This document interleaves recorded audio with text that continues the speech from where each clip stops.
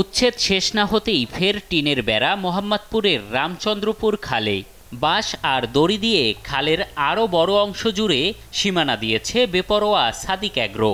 ভাঙা ফার্মেই আবারও ছাগল ঢুকিয়ে নিয়েছেন দখল, যা দেখে হতবাক উচ্ছেদ দলও।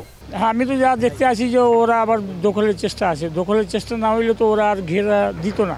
দেশ টিভির ক্যামেরা দেখে তড়িঘড়ি করে সরিয়ে নেওয়া শুরু করে বাঁশ দড়ি। ছাগল সরিয়ে নেওয়ার পাশাপাশি টিনের বেড়া খুলতে ব্যস্ত হয়ে পড়ে 8 থেকে 10 জন শ্রমিক।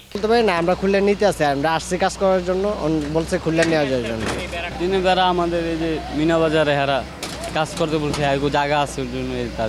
কিছুক্ষণের মধ্যেই সাদিক অ্যাগ্রোর এক শ্রমিক তেড়ে এসে বাধা দেয় দেশ টিভি টিমকে, আর মিথ্যাচার শুরু করে টিনের বেড়া দিয়ে দখল চেষ্টারত ইউল্যাবও।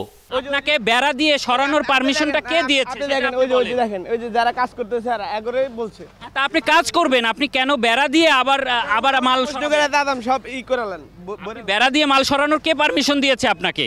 জায়গা তো বেড়া দেই নেই, আমরা ওনাদের সাথে কথা বলছি, ওনারা বলছেন যে আমাদের সাথে কথা বলেন, আমরা জায়গা নিয়ে আসেন, আমাদের দলিল আছে, আমাদের পর্চা আছে, আমাদের নাম খারিজ আছে, সব আছে, আমরা ওনে নিয়ে আসবো, আমরা ওনাদের সাথে কথা বলবো।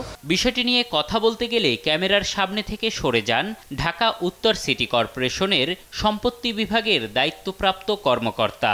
এখন আমি মিডিয়ার সাথে কথা বলবো না, আজকে আমরা দেখলাম যে আপনারা ভয়ে ক্যামেরার সামনে বক্তব্য না দিলেও স্থানীয়রা বলছেন উচ্ছেদ আর খনন হলেও আবারও খালটি দখলে নেবে প্রভাবশালীরা। এম এ আজিম, দেশ টিভি, ঢাকা।